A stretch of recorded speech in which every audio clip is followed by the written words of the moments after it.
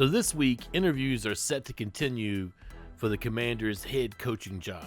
And if you're keeping score at home, already they've interviewed Lions offensive coordinator Ben Johnson, Lions defensive coordinator Aaron Glenn, Rams defensive coordinator Raheem Morris, Ravens associate head coach, defensive line coach Anthony Weaver, Ravens defensive coach Mike Macdonald, Texans offensive coordinator Bobby Slowick, the Cowboys defensive coordinator Dan Quinn, and Commanders offensive coordinator Eric Bieniemy. Now, the Bieniemy news just kind of quote-unquote broke last night about him interviewing last week with the team, and also Adam Peters with Josh Harris, and their little group or whatever, all face-to-face, and they said it all went well. Now, I'll leave all of you to decide on, what you think about that as far as what kind of candidate he is.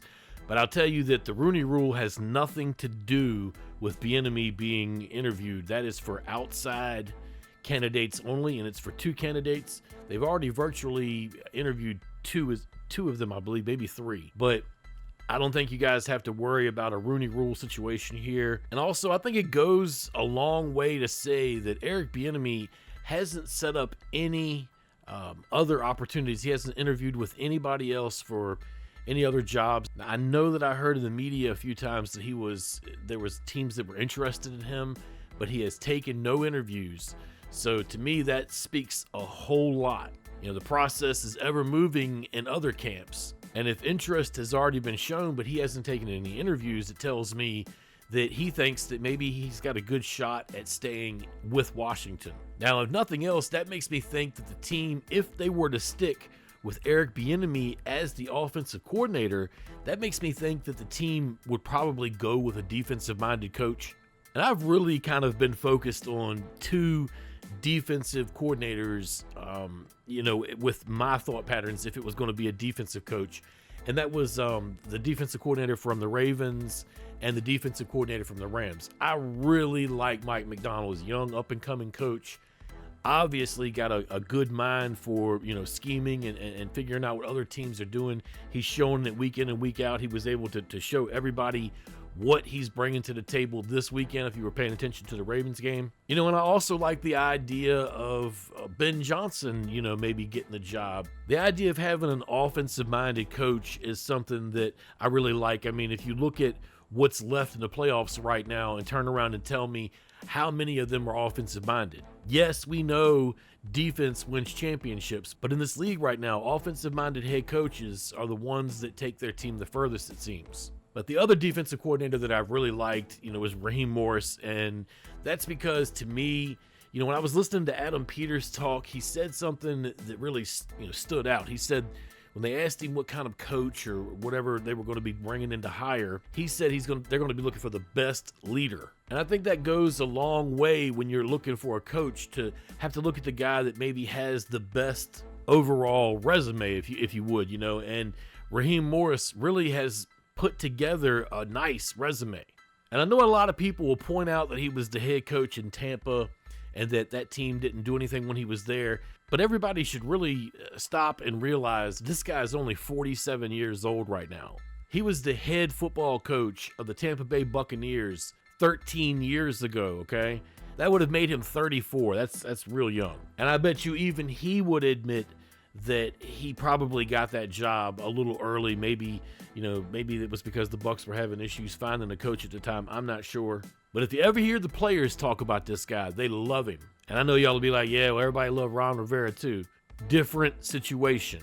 Of course, you could always make the case for a young up-and-coming guy who maybe hasn't, put his name out there yet for anybody to see. Ben Johnson could make, a case for that. He's actually been the big name so far, in this cycle. And of course, you always have the unknown. The guy that you see on paper has done well in his job. A guy like Bobby Slowick, the Houston Texans really did a lot this season, and he was a first-year offensive coordinator. And you have to start asking yourself, well, is he ready for, the head coaching job yet? And you really don't ever know until a guy gets a shot. But in Slowick's situation, I think that we'll probably see a face-to-face interview at some point this week. They can now meet with him since the Texans are no longer in the playoffs. All the other guys that they want to meet with whose team is still involved in the playoffs, they're going to have to wait to the 29th to be able to even talk to them, which seems like forever, but that's just the way it works. That could also be another reason why maybe they're interviewing Bieniemy as well, to be able to make sure that they have somebody in place in case they miss on one of these guys. But I do view Bieniemy as a solid candidate. I know a lot of people are going to say, hey man, were you not watching this year? Of course I was watching this year. But I also know that he has a solid resume and they're looking for leader of men, which I'm sorry guys, I know there's a lot of you that don't support the idea of Bieniemy being the coach. Eric Bieniemy is the leader of men. Maybe he's not a leader of weak-minded men, but he's the leader of men. He's the guy that goes in there and tries to get the most out of his team. Yeah, he rubs some people wrong and in the process, but I believe this, it's called a rebuild. And, when you're rebuilding a franchise and trying to change the culture, sometimes you have to break some eggs in the process. And that's also not me saying that they're going to go out and hire Eric Bieniemy. As I've already said, my personal choice would be Mike Macdonald. And my second choice would probably be Ben Johnson, just because I'd like to see an offensive-minded guy come in and be able to grab the keys and see what he can do with it, especially with somebody else being able to supply the groceries to him and him being able to just worry about his job. So that's another thing. Whoever comes in and takes this job is not going to have to worry about, the landscape of all the other shit that Rivera had to deal with, or even have to deal with the meddling owner or any of that. He's just going to be able to come in and do his job. That's one thing I've been trying to tell folks, especially over on Facebook. Everybody wants to see change, and I keep trying to tell everyone, folks, listen, there's a brand new ownership group. A group. I mean, it's like 17 guys, or is it 14? I can't remember now. 17 might have gotten shot down, and it might be 14. But it's a whole ownership group, a brand new GM who by the way, is the hottest, GM candidate, or was the hottest GM candidate in the business. He was the guy everybody sought after for the last 2 seasons. They're now in search of a head coach. It's going to be an in-depth search. They're not just going to jump on the first hot name or the first person they like. This is something they're going to take time and go through. But the point is, change is here.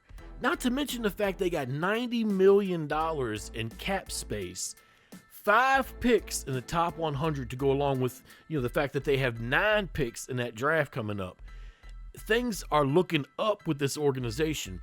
Coaches are definitely wanting to come here and interview and see what's going on with the franchise and see if it's a place that they want to come and work. They know who Adam Peters is. They know what the process is going on is. This is going to lead to outside free agents as well who are going to be interested to maybe come and check things out. Of course, that also has a lot to do with which head coach they choose to bring in, but change is here. Now, I realize they have to still do it on the field. There's no doubt about that at all. They still have to get it done on the field, and that may not happen overnight either. Like, I know a lot of people, are kind of psyched the fact that, that some teams have turned it around real quick. That is not a guarantee. That's something that you would love to see happen. But in like the case of when Ron Rivera came in, it happened. We thought that the team was better than they were.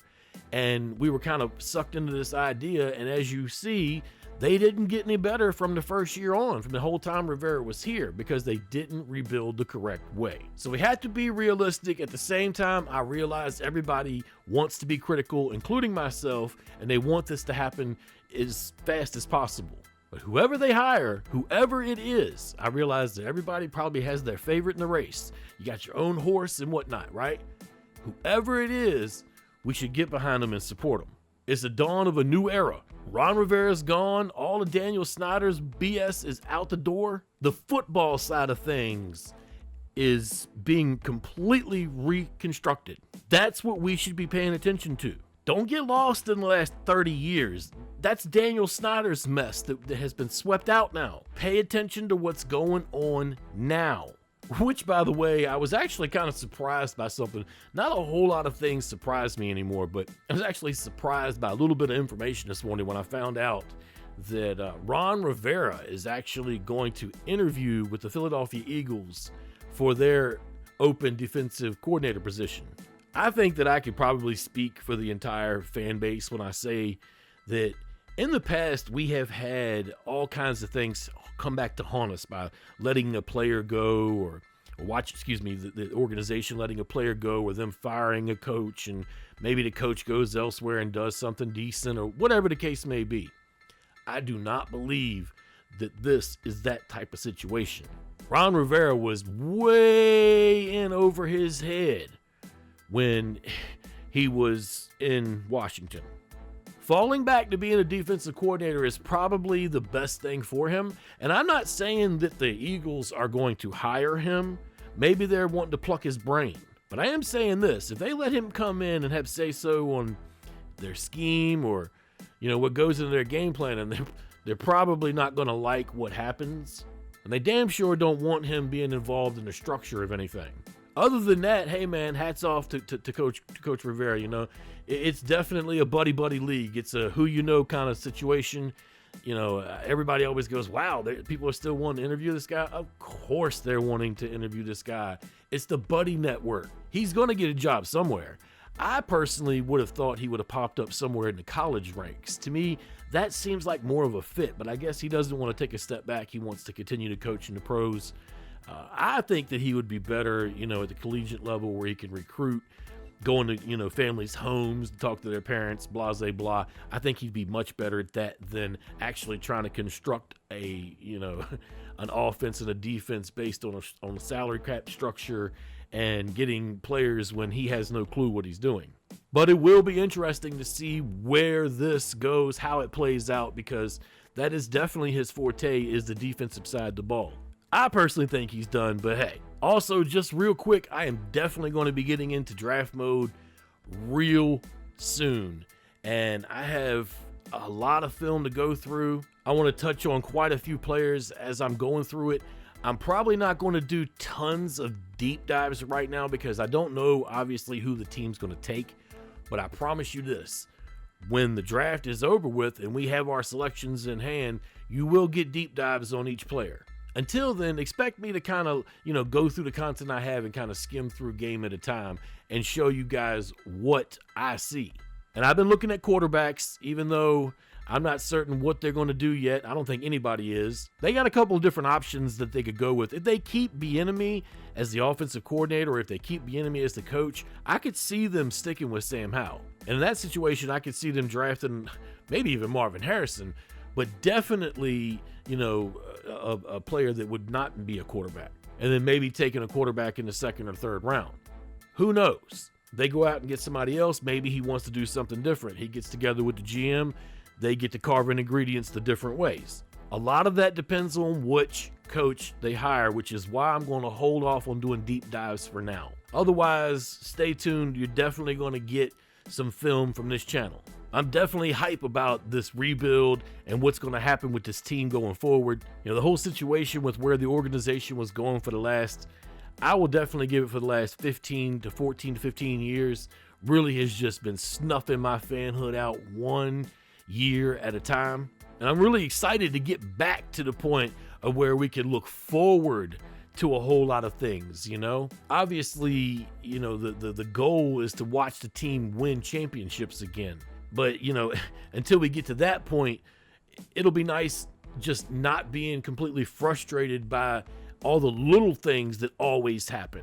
And I think that will go to help the fan base kind of pull away from being so damn toxic, and constantly wanting to argue about everything. Because I can tell you, posting stuff on Facebook, I can tell you, I know for a fact, the fan base does not agree on anything. There's small sections, pockets of groups of different people on everything. The only consistent thing is that nobody agrees. But the great part about that is that, as fans, we can sit here and disagree all day long. All that matters now is that they have hired a GM, that they are going to do things differently, and then we get to enjoy the football team again. And I realize there's a whole collection of fans that are just going to sit there and no matter what, they're going to be like, yeah, right, I won't believe it till I see it. I realize that, hey, that is your place as a fan of the burgundy and gold. You have been dragged through the mud for 30 years. So at this point, if you're still a fan of the burgundy and gold, to me, in my eyes, you're a true fan. You are allowed to bitch and whine if you want to. But realize things are getting better. Things are going to continue to get better. Don't get caught up in the name stuff and then miss that the team's being rebuilt in the process.